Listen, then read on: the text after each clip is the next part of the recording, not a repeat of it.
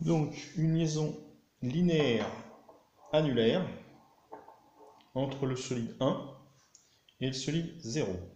Le contact se fait suivant une ligne circulaire. Donc, sur cette liaison, donc la linéaire annulaire est d'axe AX,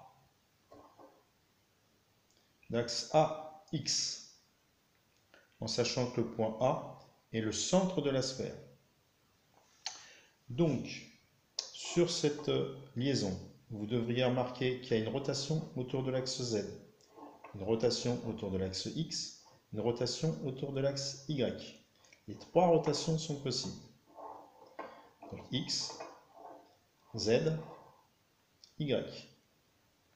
Donc de ce fait, j'ai trois composantes de vitesse de rotation suivant les trois directions.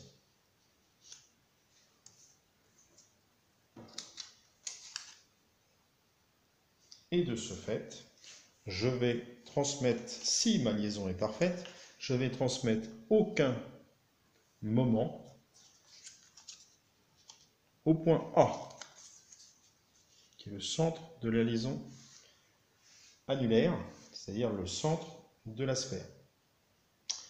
Donc, maintenant, au niveau des vitesses, vous devriez remarquer qu'il y a une composante de vitesse suivant l'axe X. Donc, de ce fait, je vais aller mettre une composante de vitesse suivant l'axe X.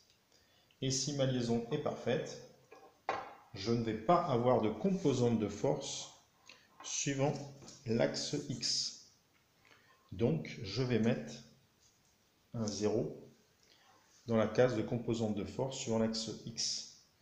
Pour l'axe Y, vous devriez remarquer qu'il n'y a pas de translation possible sur l'axe Y, sinon la liaison est rompue. Par contre, il y a une force transmise entre les deux solides suivant la direction Y. Donc la force et la composante de vitesse. De la même manière, il n'y a pas de translation possible suivant l'axe Z. Et si la liaison est plutôt, et il y a une composante de force suivant l'axe Z. Voilà le torseur très fort transmissible entre 0 et 1, et le torseur cinématique de 1 par rapport à 0. Torseur cinématique, torseur d'effort.